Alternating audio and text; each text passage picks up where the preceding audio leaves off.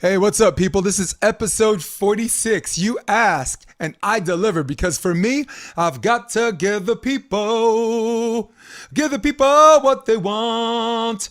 Dun, dun, dun, dun, dun, dun, dun, dun. Evan, Cory, what's good, baby? How's it going?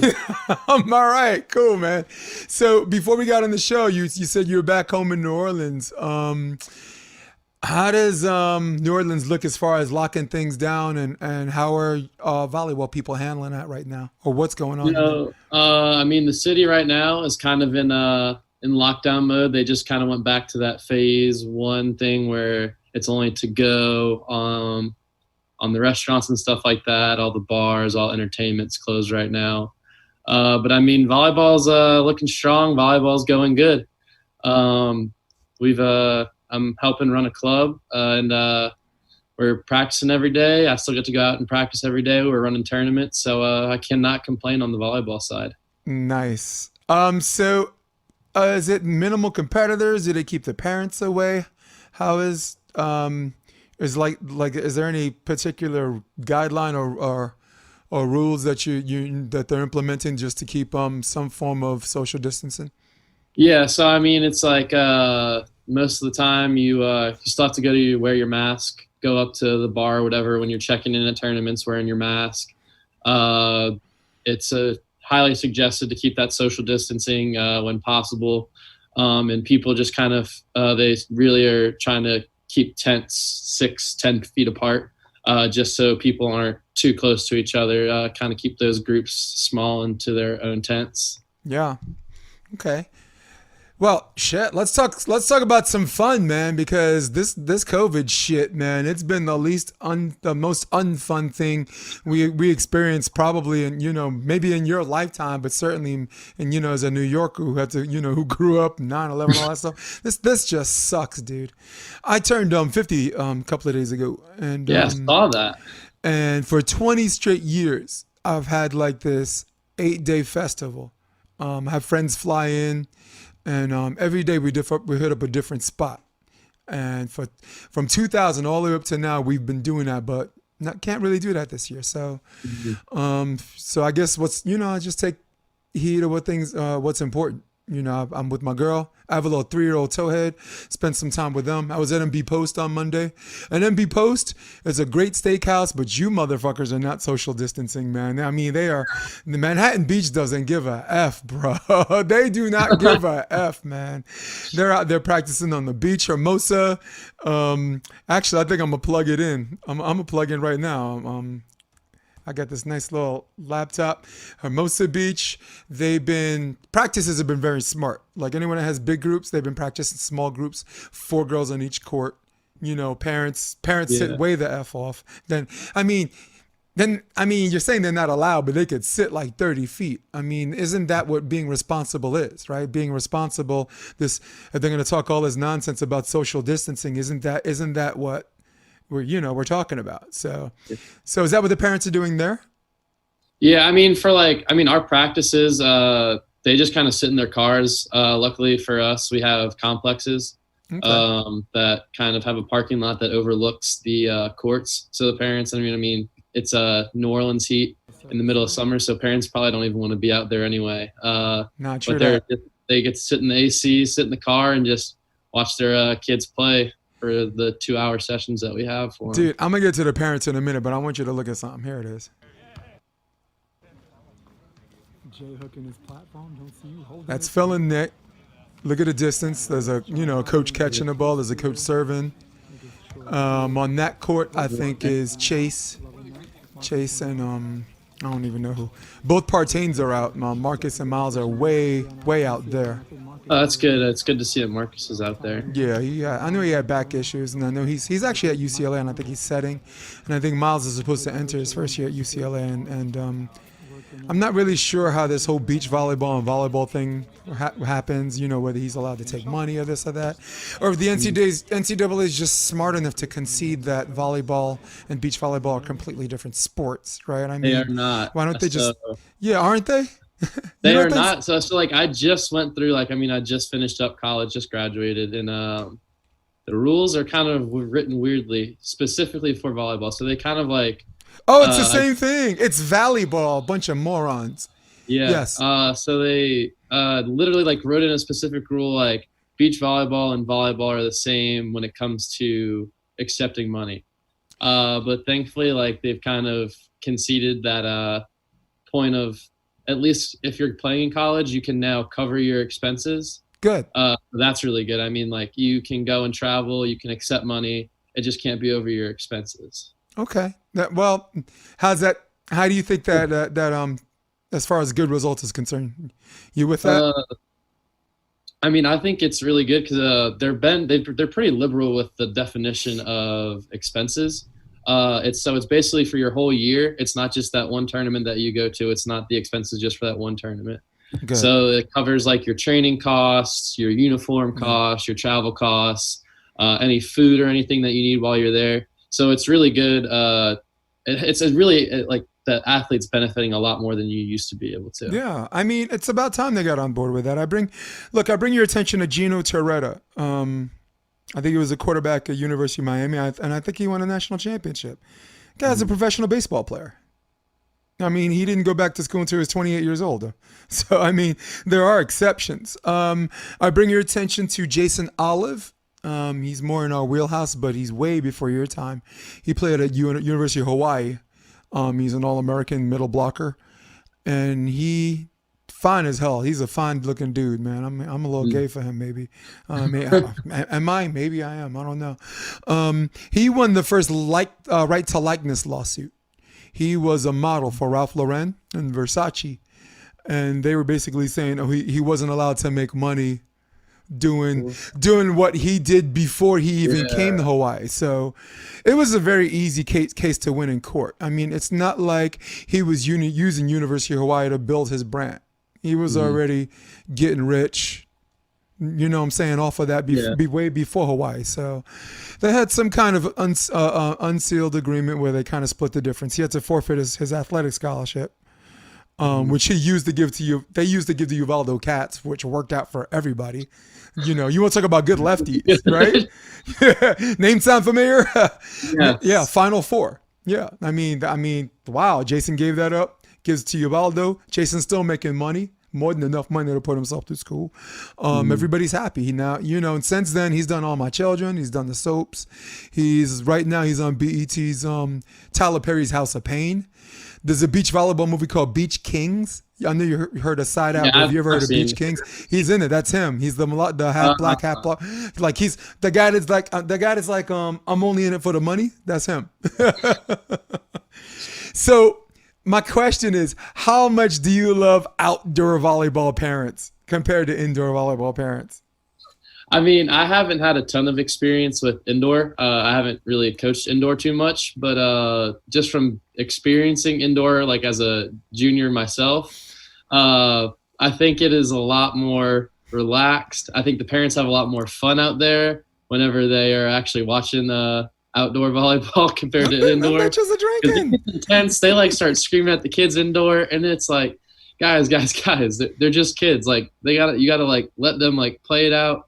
And just lay back a little bit. Let your trust that like the coach that you hired is basically doing the job that they should be, and then just have a good time. But then like in beach, like you have all these parents. Like most of these places have like bars and stuff by it. The parents are all out having a good time, just like enjoying watching their kids play whenever it's on the beach. So it's definitely a lot more relaxed for them, and I think they have a lot better time.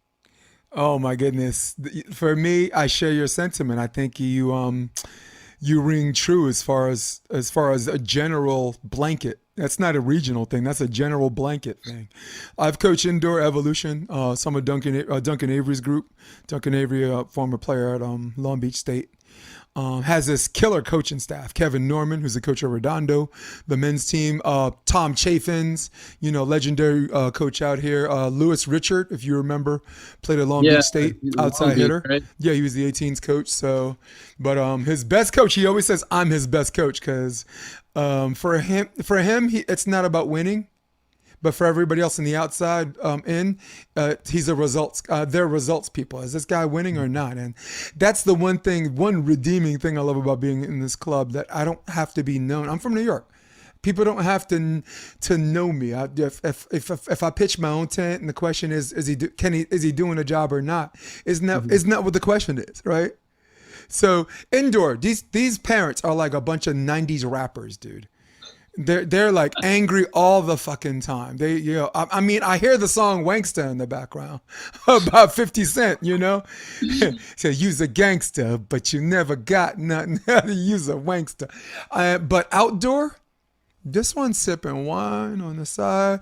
She's eating sweet potato fries. She's chilling in her beach chair. So I was just curious if you picked up the same thing, where you play as I did. And I guess that's a universal thing, if not a national thing. For sure.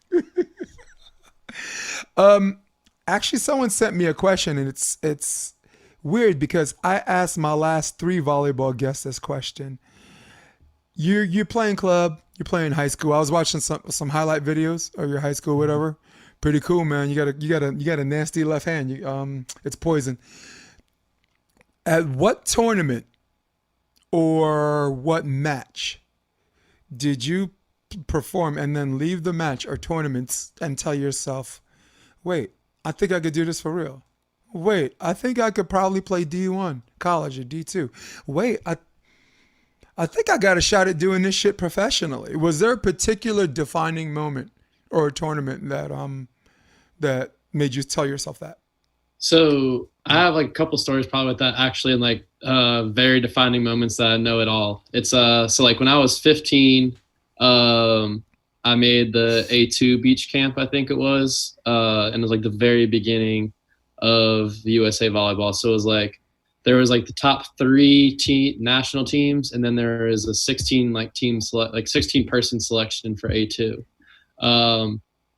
And so like A1 and A2 basically trained together that entire week that we were out there, and then they have the like the high performance championships or whatever. And I beat 2 out of the 3 national teams at that point. And that's kind of what got my like fire really started for volleyball. I was like, wow, if I'm like beating these kids at this age, and like I was really, really limited to volleyball at that point. I didn't have a ton of experience, didn't really know a lot at all. I was just kind of playing for fun, going out and having fun in some leagues with my mom and dad basically. And at that point I was like, wow, this is like something that I could really pursue. And so after that, going to my 16th year, I get approached by like our club at home, and we're like, there's only one club in the area in all of Louisiana, and there's no tryouts, which is kind of pretty crazy to think. Most people like always like, yeah, so did you have to try out for like your club team, whatever? How'd you make your club team? I was like, well, we had 8 kids and we all showed up to a gym one day, and that's what our club was. Okay. We had 8 kids on our team, and we all showed up, no matter skill level or anything. It's what we had was what we had, and that's how we worked with it. And it was pretty incredible because so this was when it was only for boys. It was only open and club. So we played club. We didn't really go and play in any bigger tournaments. Couldn't really qualify for a bid or anything for open. But we actually, our 16th year, we take 5th. So we make gold and make gold at nationals. And it was like a crazy run. Nobody saw it coming. We're like the 48 seed out of like 60 teams.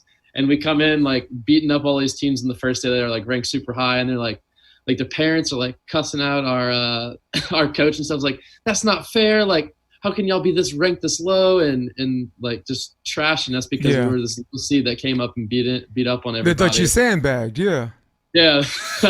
Oh my God. But so 16th year, I was like, maybe this indoor thing will stick a little bit. Maybe I'll stay playing indoor and play indoor and beach. And then my 17th year, we actually kind of traveled around the country a little bit, went and played some of those bigger tournaments, Chicago, St. Louis, all those boys qualifiers. And we were actually 1 game away from qualifying for open twice, in Chicago and in St. Louis. And so it was like, okay, this is on. Like, there's some serious interest from at least some D3 coaches and stuff at those tournaments. And then we go to nationals that year, and that's where like it really gained traction. We made gold again in club, and so like people were like, okay, this team is for real. Like, the kids on this team can actually do some do some work. And so I really, that 17's year, got a lot of interest from a lot of D3 NAI schools. But I was starting to play a lot more. I'd won my first open tournament in beach that summer. So I was like, man, if I'm like playing at this kind of level now, like I feel like in a year or two, I'm definitely gonna be ready for like a D1, D2 level. And so like all these D3 NAI schools keep hitting me up, and like it's like I'm emailing like all these kind of big D1 schools, and like I'm having trouble gaining traction there. Yeah. Was there a particular D3 or NAI school of interest though, like one that was ranked pretty high? Yeah. So I actually really wanted to go to MIT. Obviously, like the school part of it too. I talked to that coach. You go to pretty heavily. MIT, man. Yeah, that's definitely student before the student athlete. Yeah. I mean, my girl went to that was Harvard. really- She's not worried about the volleyball team as much. Sorry, go ahead. So like that one really stuck out to me. Unfortunately, I didn't get into the school. I mean, it's MIT. Let's be honest. Like they're not really caring about trying to get their athletes into the school. They're caring about getting the top students they can. No, yeah, they lowered their standards. They're letting anybody in that's bright. Yeah. Sons of bitches. Sorry, go ahead. No, you're good. But so I mean, I continued looking, and I continued to kind of just hold out. I was still like getting a bunch of interest. Like every D3 NAI school you could pretty much think of was just like asking and asking and asking. And I was like, no, I really don't want to do this. Like, I really want to hold out, and I really want to try and play at that D1, D2 level. And I got lucky. In March of my senior year, I got a call from a startup program. They didn't have a team at that point. So it was like late March, and the coach calls me. He's like, hey, really interested in you. Why don't you come up, get a visit? And so like a month later. Where was this? Lincoln Memorial. That other LMU. Go ahead. And so get that call, actually go and win the Fudd Puckers Open, the 4-man. The Fudds? Yeah, so I went on Sunday. I actually had prom. It's my senior prom on Friday night. Drive up there at like 4 a.m., play Saturday, Sunday. Win on Sunday, become the youngest person to ever win that tournament. Turn around Monday morning, have a 5 a.m. flight, go fly out to the school, have like an amazing experience there, and then like commit a week later. That's fucking awesome. Who'd you play Fuds with? So that win was with JD Hamilton, Joey Keener, and Luca Antoni, who's actually back in Italy or Spain now. I know he's from Italy, but I think he's living back in Spain now. Yeah, Hamilton's a good player. Yeah. Hamilton's a good player. Pretty cool, man, and that's how it worked out. Yeah, like when I think of good D3 schools, I've been coaching NCAA for about 12 years. At the time I was coaching, Baruch College was pretty big in New York, school in New York. Just a bunch of city kids and international players from Puerto Rico and like Poland, with a hellified coaching staff, with a bunch of savages. For every assistant coach and director of operations on down, all of them head coaches just working together. Like head coach caliber. Springfield, another school. Charlie Sullivan. That school is freaking guy never played a day of volleyball in his life, which is proof that you don't have to be the best player to be the best coach. I mean, he's his D3 school, taking sets from USC and UCLA and Hawaii. Springfield is ridiculous. Like they're year in, year out, top 5. Yeah. Those are the schools I was thinking. Santa Cruz at the time, Todd Hollenbeck was the coach there. He got AVCA Coach of the Year in 2015 and then moved on to be Nygaard's assistant at USC.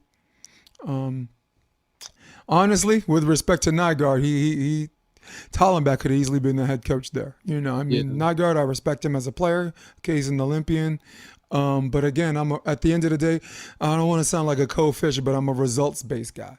I was going to say, you're talking about results, and the past couple of years, they have not been getting them. Yeah, I don't want to hear about your damn pedigree. You know what I mean? Well, come on. Are you doing the job or are you not doing the job? And listen, it takes me to do it, right? I mean, sometimes I gotta carry the burden because everybody feels this way, but they ain't gonna say it, right? You don't want to be that guy that's like casting aspersions on everybody, but everybody knows that my criticism has never been like unfair. So You had a cool highlight video of you in high school, and actually, I'm just gonna put it up. What the hell? Why not? Here we go.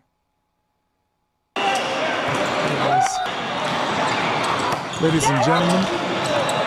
Wait a second. This isn't you. Is this you? No. Yeah, that's me.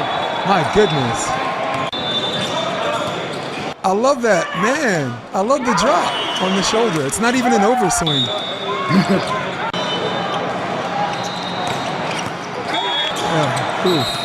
You got wood on it too, my man. You got wood on it. And I mean, back then, I really had no clue what I was doing indoor. You can tell, like, it's like a full beach approach. Yeah. You do look a little raw. Took a lot of swings at nationals in my 3 years of indoor. So, I met you a bunch of times, but I think the one time we actually had a pretty decent conversation, at least to my memory. I mean, you go in these AVP tournaments. Maybe you go to the Pottstown Rumble. Have you ever been?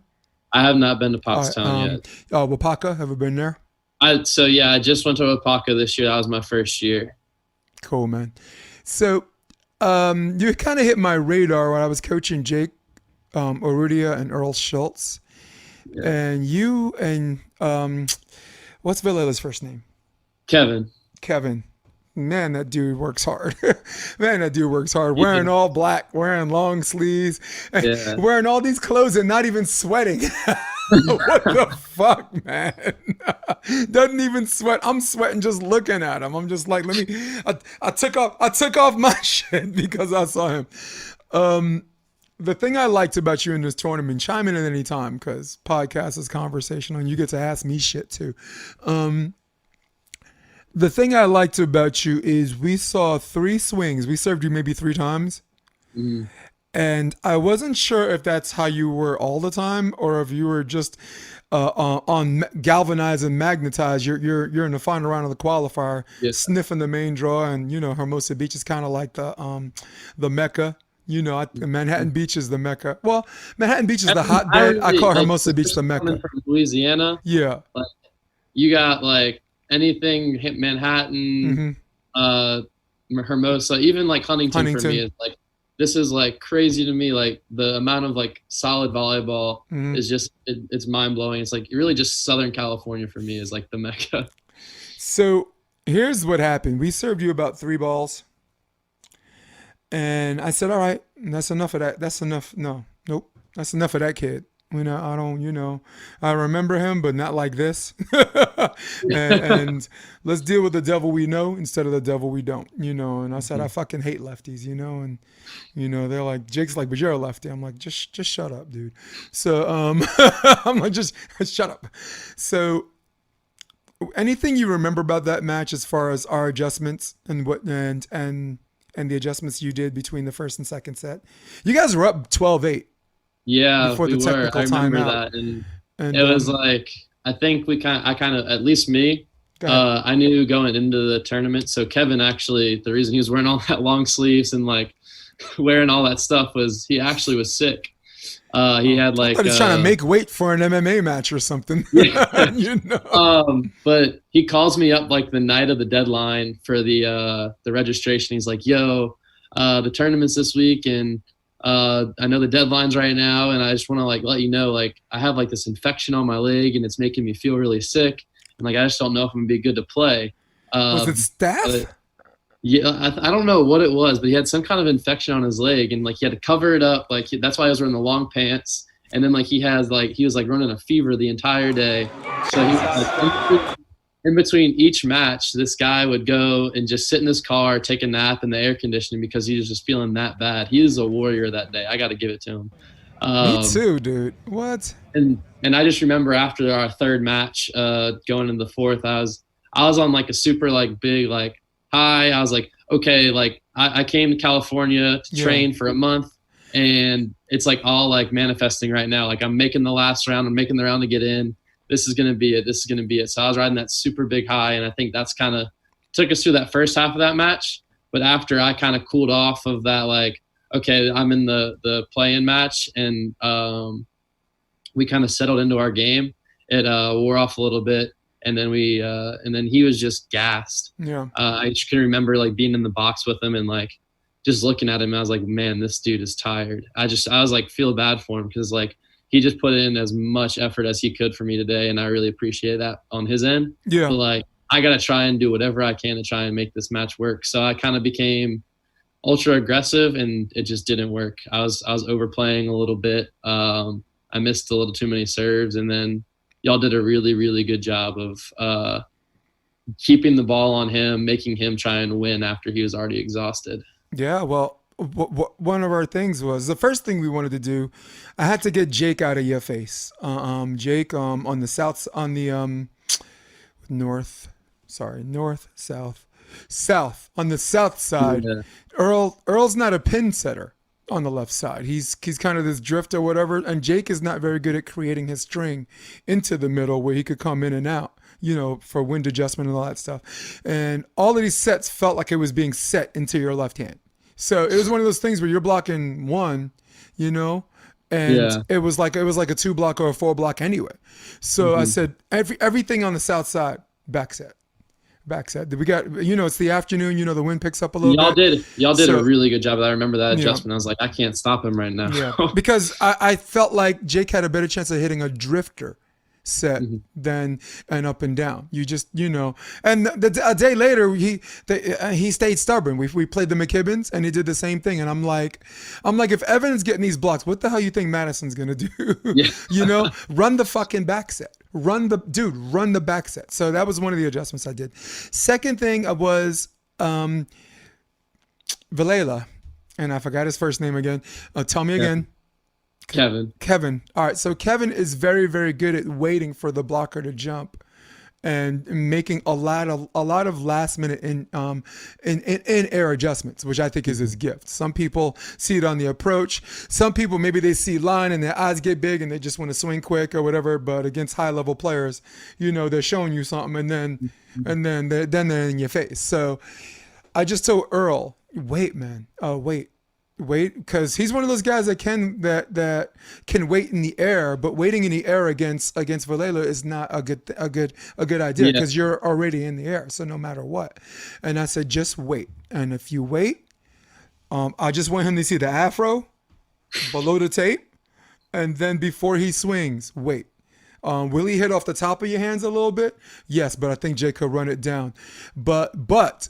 If he's playing the waiting game with you, it's not a late block. It's a trap block. And I thought, I have some highlights here, but I thought Earl did a really good job trapping up and over, because of the weight. And I said the other thing you do when you wait is if he tips, you're jumping late, you're just knocking stuff out the air, dude. And Jake, if he can't run down that line over. And this is when he's on the north side. This is when Kevin's on the north side. So Jake has to be able to run that line over. Just straight up 1, and then maybe just a 3 to make him think you were changing up. So everything was 1s and 3s. Show him line, take it away, or just go Chewbacca, straight up Chewbacca on him. So we made 3 adjustments and those were 2. One was all things back set on the south side for Jake. And the second thing was just wait, man. Stop having this guy. You're jumping higher in the block than he is in the approach and jump. And he's fucking murdering you guys. And I said the third thing is keep this fucking ball away from Evan Cory. Keep this ball away. You had some option swings. So I told him stop serving Kevin's left shoulder. Because every time they served his left shoulder, you had peripheral vision on your option swing. I mean, I don't know how good you are with jump setting, but I thought I'm mentally prepared that you might be able to do some of those too. So I had definitely not as good last year, but this year definitely is something I've been working on to add into my game. Yeah, you saw the Miles Partain one this weekend. That was ridiculous. Dude, nobody even cared they were down 18-10. I literally watched the first time, and I looked at it, and it was like the back view at first. So I was like, did this dude literally just like roll shot the ball off of Phil's hands and like set tie? I couldn't tell what happened just from the very first view. But then they give it like the back view, and I was like, oh, he just jump set this like perfectly like square to the net. And Ty goes blew all it the way up, up. man. I was like, that was incredible. Man, Ty went postal on that swing too, and that was the best non-yellow card, yellow across the net we're ever gonna see, right? I mean, there's a pecking order, and you got to look. They're down by 8 points. You got to give Ty Loomis his exhale, So the cool thing is, like, your generation of players, and Miles is slightly a little bit behind you, but you and him and the kids who are 1 to 2 years behind him, expect to see everybody play like that. Because right now, all the international players are like that. They're jump setting. The Mikasa ball, very easy to set. Yeah.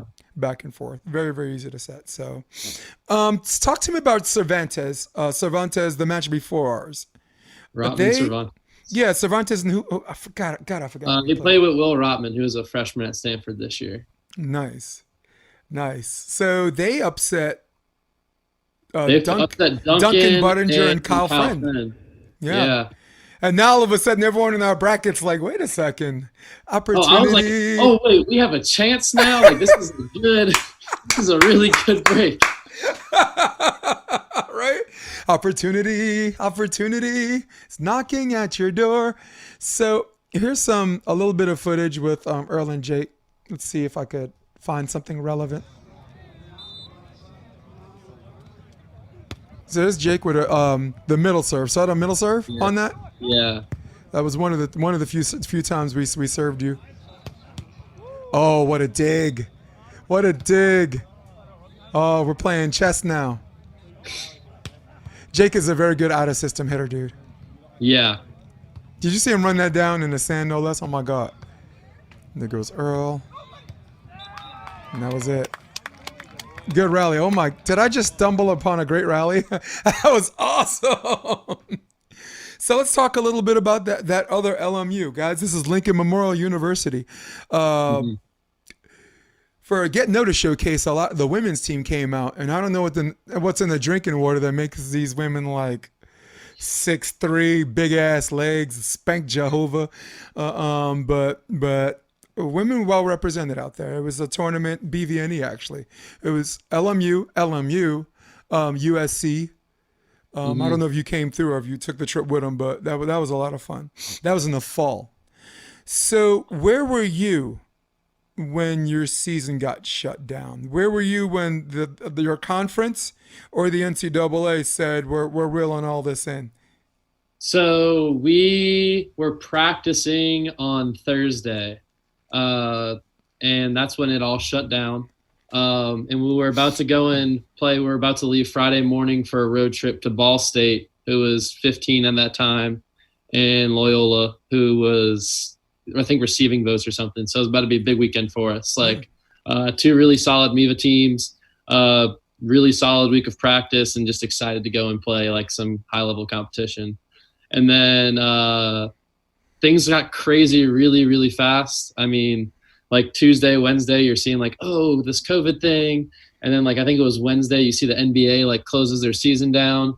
And then Thursday, we're like warming up for practice. I always get there about hour and a half early to stretch and do everything I need to do to get ready for practice. And so I'm getting ready or whatever. And probably about 15 minutes before practice, everybody's kind of out peppering, getting stuff done. I run back into the locker room. I have asthma, so I was going to take just a hit of my inhaler before practice to get going. And I just looked at my phone because I knew these things were going on. I was like, the phone just keeps getting blown up.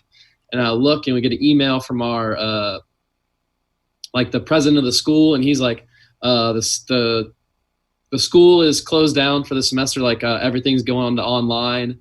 And then how do we do volleyball online? Yeah. So I go into my coach's office then because I saw that email, and before I even told him like that's what happened, like I don't even think he knew at that point. And I go and talk to him. I was like, look, coach, before we like head out and like actually practice today, I just want to talk to the guys or whatever, and because things are weird right now. I just want to, like, I was captaining, just address the guys. Let's talk about all the stuff going on. And literally like 5 minutes later, he gets a call from the AD. I didn't know. Nobody knew. He was still in his office right before practice. And he gets to call it. The season's canceled. And so he calls us all up, and I'm just like, okay, I'm going to give this speech or whatever I had planned out in my head. And he like drops the bomb on us. And it like, I just like lost every like kind of feeling I had. I was like, I was not expecting this like at this moment. I thought we were still going to go play this weekend. I thought we were still going to go and be able to have our fun in Chicago, go and explore the city a little bit. And none of it. We don't get any of it. So it was like really, really heartbreaking for me in that moment. But like that speech I had kind of prepared in my head still like was resonating because it was like our coach always talks about how any day can be your senior day. You never know when that opportunity to play is going to stop. And so that was kind of the speech I had planned in my head, and it kind of worked out perfectly. Kind of told the guys, I was like, look, now that coach just said that, this is me and two of my other teammates' last practices ever as a college athlete. Like, I will never get to play college volleyball again because it's over. I'm graduating. Like, this is it for me. So eligibility notwithstanding, you're already on the road to graduate. Yeah. So I was like, I mean, I'm already got my degree and everything now. So it was like, there's no reason for me to go back. And I was like, look, all I can ask for now is for me and my two brothers that I've spent these past 4 years with. I just want y'all all to come and play this game that we all love. And let's just play our hearts out this practice and just have fun. And I swear it was probably one of the best practices in like our school's history of the 4 years we've been a program. And because everybody was just loose, relaxed, we're all having fun, and we were just playing high level volleyball. And it was super cool. It was a super cool experience as my last experience as a college athlete. All right. Obviously you're emotional about this. Okay. Mm-hmm. And there is this moment when you find out it's not emotional, it's surreal, like it's a dream sequence, right? Yeah. Like it's not happening. It's like you're gonna wake up and be like, you're gonna go to practice and be like, dude, you would not believe the fucking dream I had last night. So at what point, and this is a little bit personal, what point did the emotion come in? When the numbness wore off and the pain's coming in?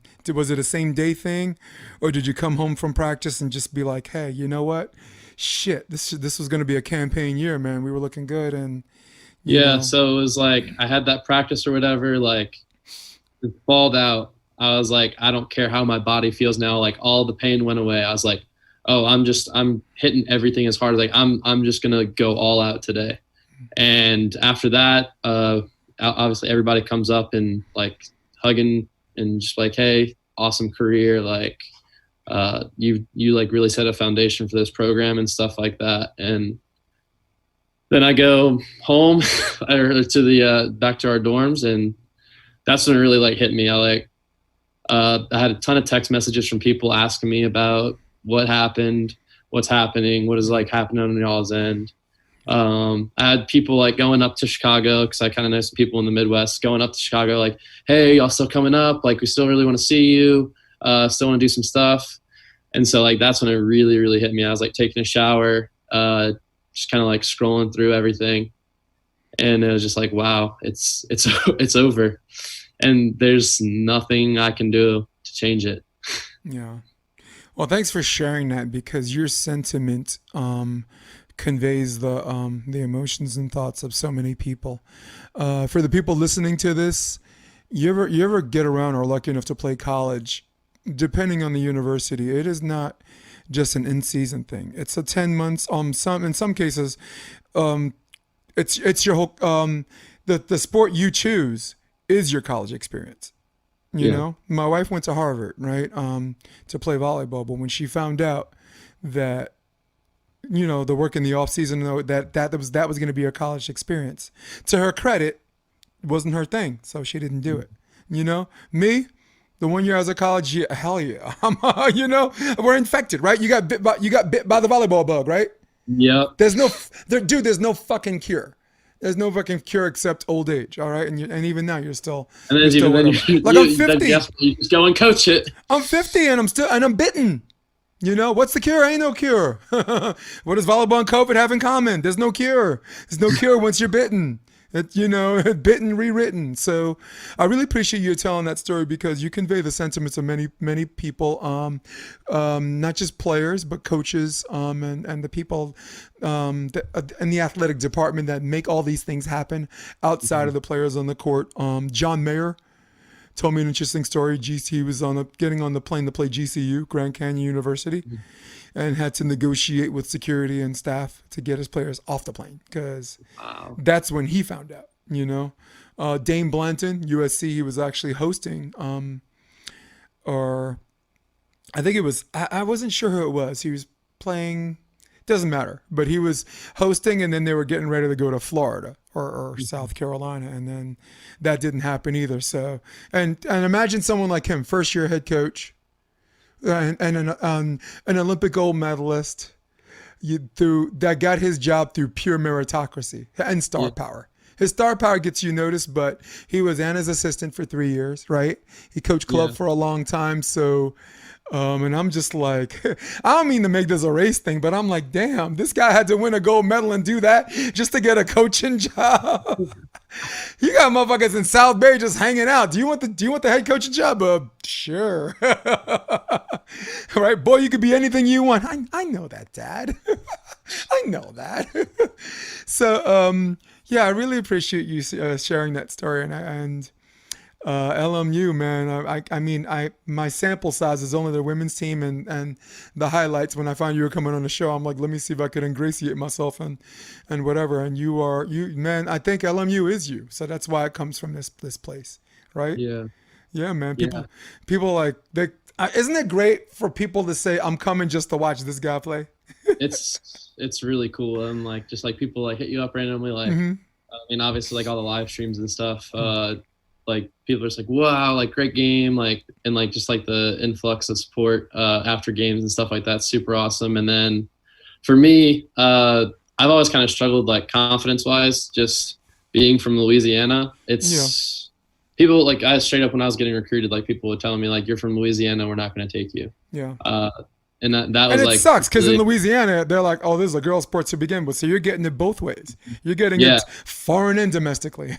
Sorry, go ahead. So it's like it was really hard for me to like feel like I like to get that validation that I was like good enough to compete with like the rest of the country and stuff like that. And like whenever you go play these big teams and stuff, like coaches will talk to you after, players will talk to you after, and like you like got these guys that are playing like on Team USA and stuff already on the collegiate team and stuff like that, and like these coaches who have years and years of experience and just super like high level, ton of merit to their name, and to like have them like telling you, hey, you belong here, like you're like really building something good over there. It's really gratifying. Yeah. Hey, as a kid who grew up in Brooklyn, New York, I know how you feel. Yeah. Like everyone says they know how you feel, and they're full of shit. They don't know how you feel. And I'm lying to myself by saying I know how you feel, but I can say I understand.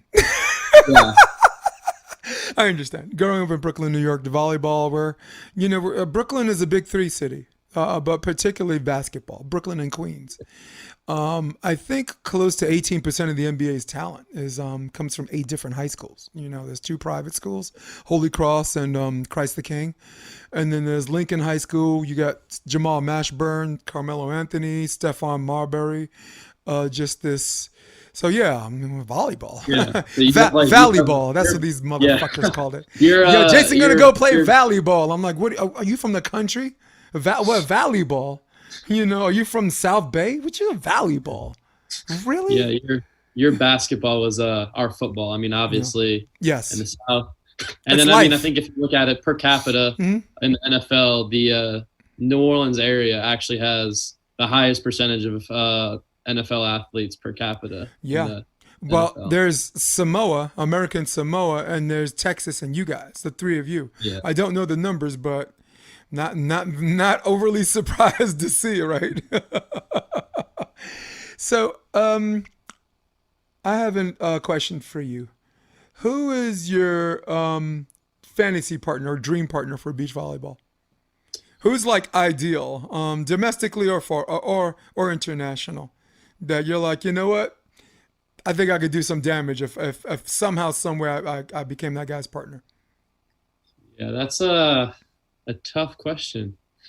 I think I'd pair up just because I think I have a very similar style with the Latvian team. If Lion I King play, or yeah, with I play with the yeah, Samoilovs. yeah, I mean that dude's incredible. I think I would pair up like well there. And yeah, then I mean just from like a pure like defender standpoint and how good this dude is at volleyball, I would love to play with Taylor Crabb because yeah. he's just Dirty white boy. the real deal. He is the real deal. I And nick like, I nicknamed him the Dirty White Boy.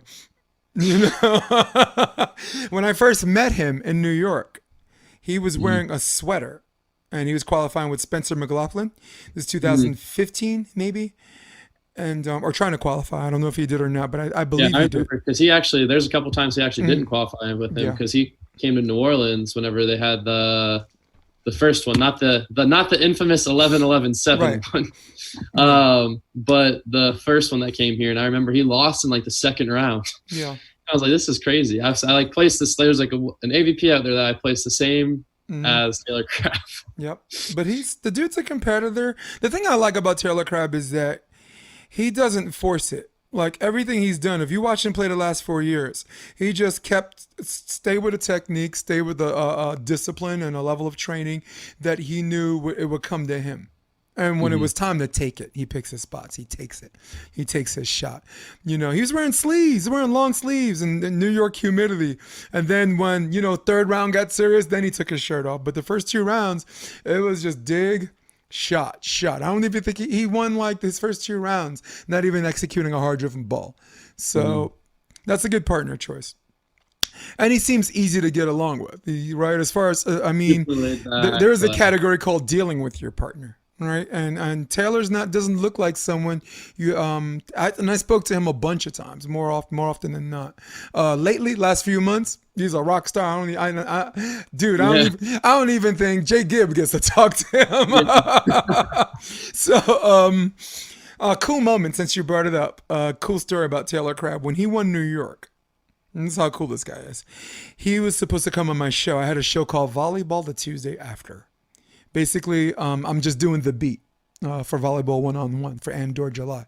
And he has to board a plane but knows he has to call me by 10 o'clock. So everyone's boarding. Instead of boarding, he sits outside on the edge of the window and does the entire interview. Wow. And that's how cool he is. He's just like, forget it. Yeah. When I get on, I get on. And he doesn't sound like a guy who's worried about his carry-on. I think he strikes me as a guy, it's all checked in, and I just want my wallet or my man purse and, Yeah. and my beer and my gangster whip. So, I loved what he did though, because after he got off, he found out I have an episode called True or False, and one of them Mhm. was True or False. One of the Crab brothers are going to win an AVP this year, and I said false, false. Not. I said neither of them are going to win. I just don't see it.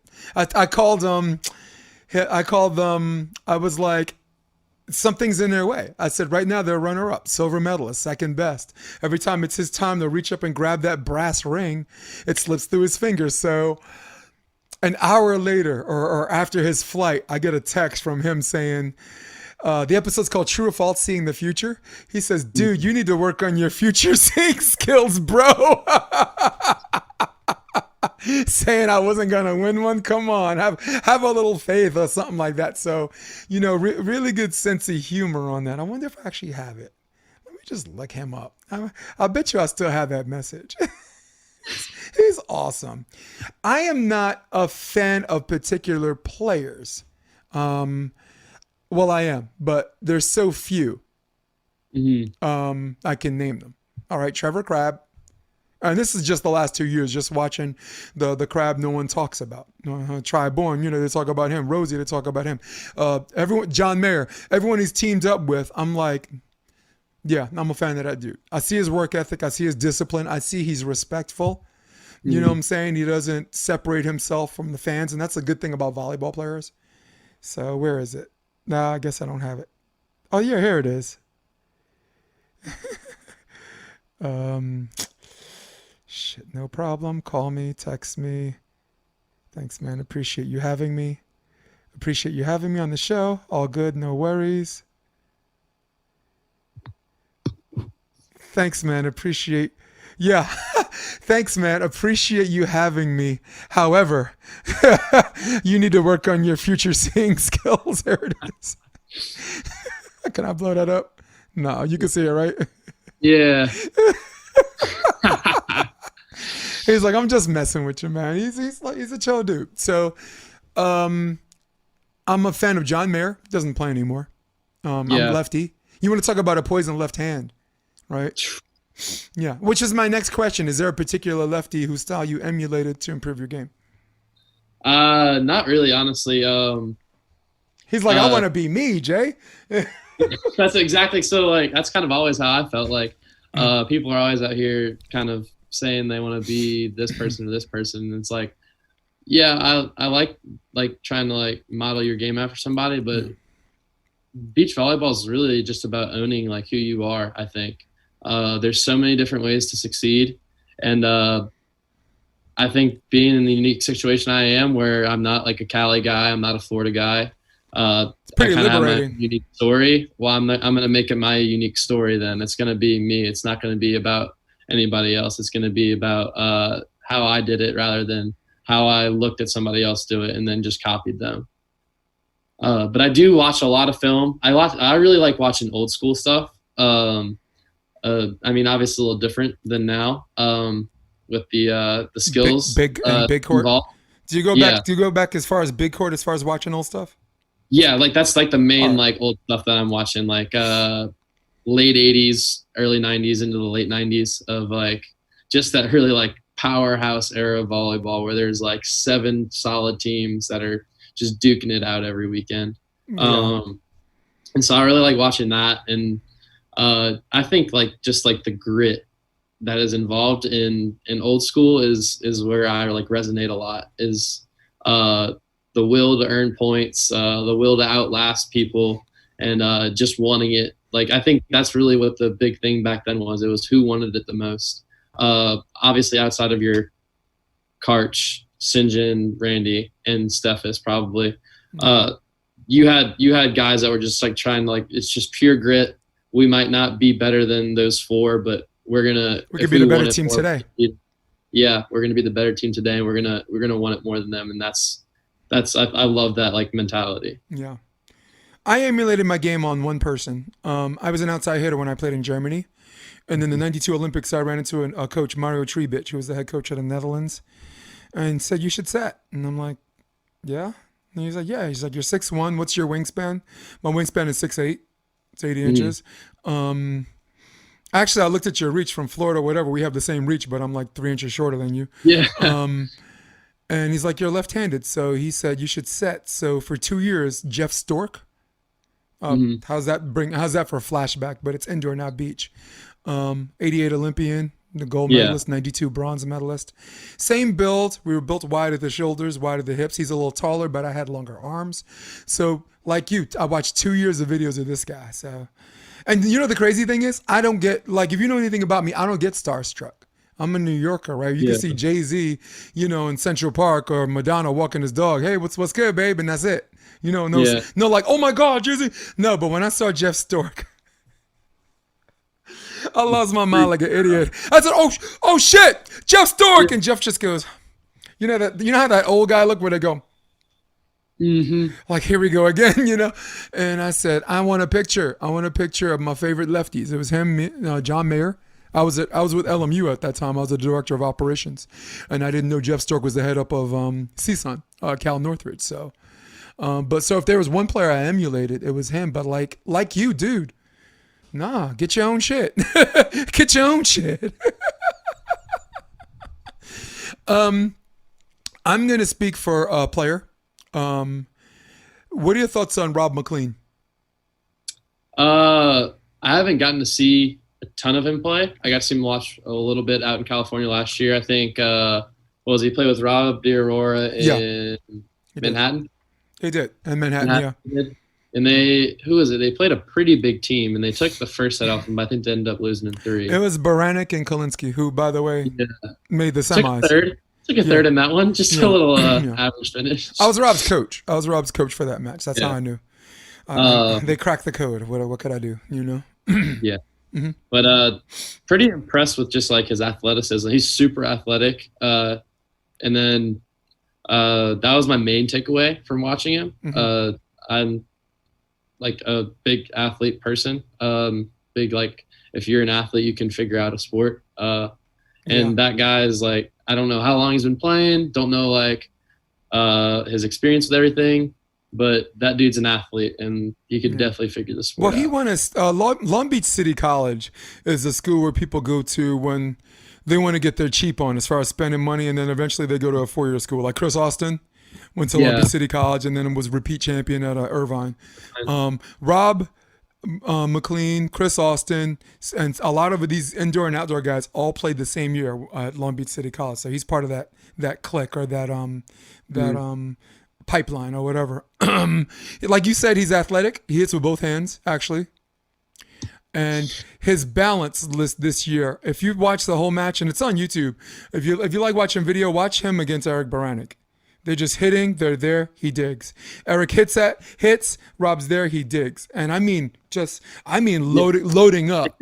I mean loading up and getting after each other. And I was his coach, and I told him how to go win the first set. But then after that, Bill and Eric cracked the code. They just, and then at the end of the day, it came down to Bill Kolinsky hitting cross court in 2 times and Rob Dioro hitting cross court wide.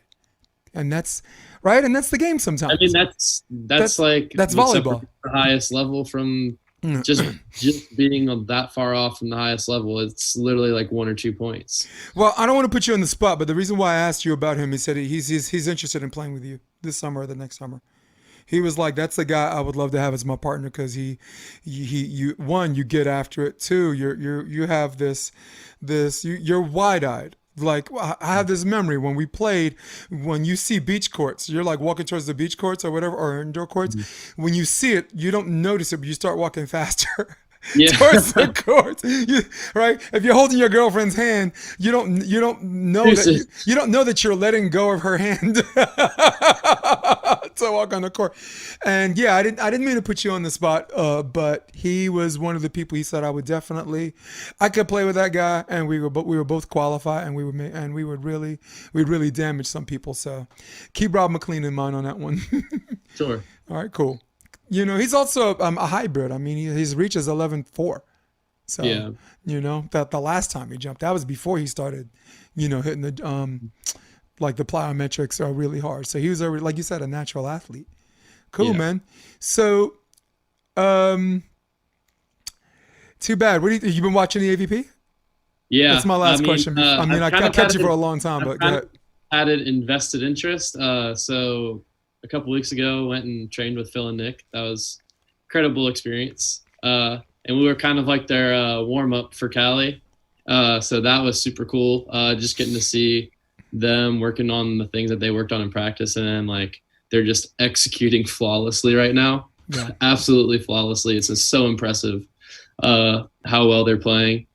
I mean, if you can remember, like the beginning of every AVP season, you look at Huntington, you're almost betting it's Phil and Nick.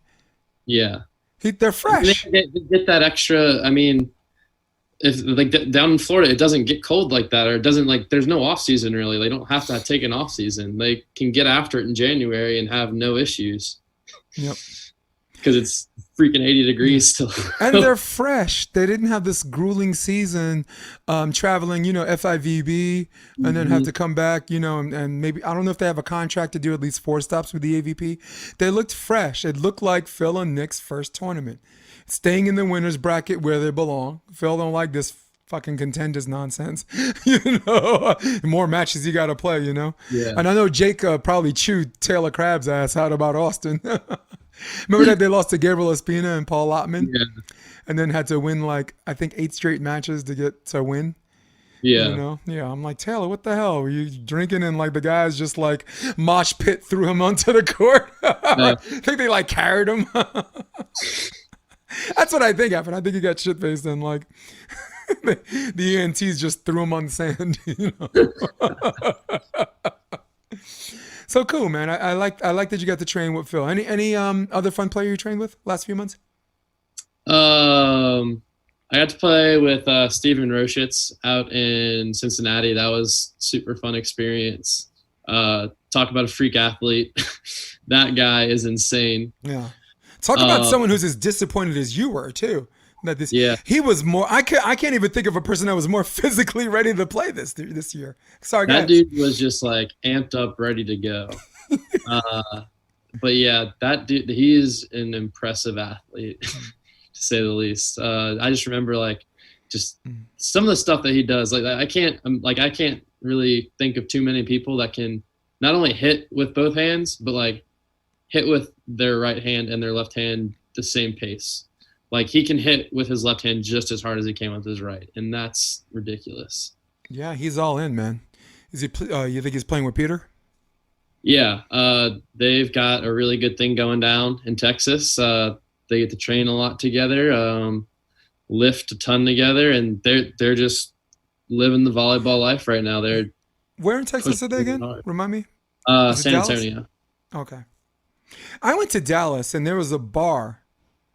I went to Dallas for nationals because I was coaching, but there was something called the Sand Bar. The Sandbar Cantina, yeah. I was like, dude, I got in this sand, and when you train in Hermosa Beach sand, right? Oh yeah, anything and else. And you go on. I felt like John Mayer, dude. I felt like my old ass. Everything was pop pop, crack, pop pop, pop pop, yeah. crack.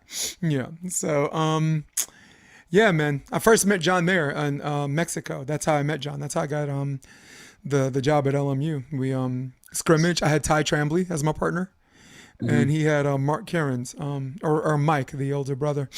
And I got embarrassed. Whatever. 15-4. It was an indoor exhibition. Indoor guys against the pros. So that's how they did. So, but the two plays where John hit a ball down the hatch in front of me, like bouncing in front of me. You know, when someone bounces a ball in front of you, you do this. You both hands protect your nuts, and you go and you do this, and just goes whoosh. You know, I like go over my head. I'll take the L on this one. And everyone cracked up at that. But the very next play, one play later, I had a line block. And I bounced one in front of him, and that was my only shining moment. But it was enough to get a conversation, you know. Yeah. He's. You want to talk about introverted guy? I mean, you know, he's sitting at a table eating by himself. I'm like, do I talk to him or have a conversation about coaching? Because he had the podcast, or do I just leave this dude alone? But I talked to him. So he was cool. Next morning, I'm sitting alone. What does he do? He sits next to me and picks up the conversation where we left off the night before for dinner. So. Big up to John, because when I moved here, he's one of the people that kind of put me on. Because like you said, it's hard to get in, you know? It's hard to get in. Yeah. Well, my ability to not give a fuck is also golden out here, you know? Like, yeah. And that's the only advice I could give you. I'm not your daddy or nothing, but stick to your virtue. You know, you don't respect people because you want something from them. You respect people because that's how you're built. So that's one less thing you have to worry about. You're an inherently nice person. So you're being nice to someone is because you're nice. So for you, the advice I give you, just be you. Don't feel like you have to do this or that to get with this group, because if you do that, one, you feel like you're selling your soul, and two, you might not wind up with that group anyway. So now you're fucking out and you're on the outside and you sold your soul. So that's, you know, right? Probably not a worst feeling in the world. So, yeah. So when do you think this whole AVP thing is coming back? Probably next year? I hope so. I mean, I'm not really sure. I don't know how much longer this is all going to go on. But my thing is like my current mind state, and it just feels like I have a lot of unfinished business. I mean, it's kind of that whole thing with that college being cut and short. It was like I was on a freaking roll. Like the previous like month of play, I had like 5 20-kill matches, and I was like hitting like 450 for the month. So I was like freaking rolling. Yeah, and I was like, who's next? Let's keep going. Yeah. Like I was just amped up, ready to go. And I saw a USC match that went to 5. Is that one of the ones you had 20 kills? Yeah. Yeah. But I was just like, and then it just stopped like that. And I was like, this is terrible. Like, this sucks. Like, I can't, this leaves such a bad taste in my mouth. So like literally like everything stopped. 3 days later, I mean, we like drank our sorrows away. Everybody told us bye. It was our senior weekend. So we were like, screw it. We're getting plastered. We're having a good time. And we're going to send, like, everybody's going to send us off the right way. But I mean, when Monday hit, it was back to business. We fortunately had beach courts there, and I was like, whenever things are ready to go again, I'm going to make sure I'm ready for things whenever things return to normal.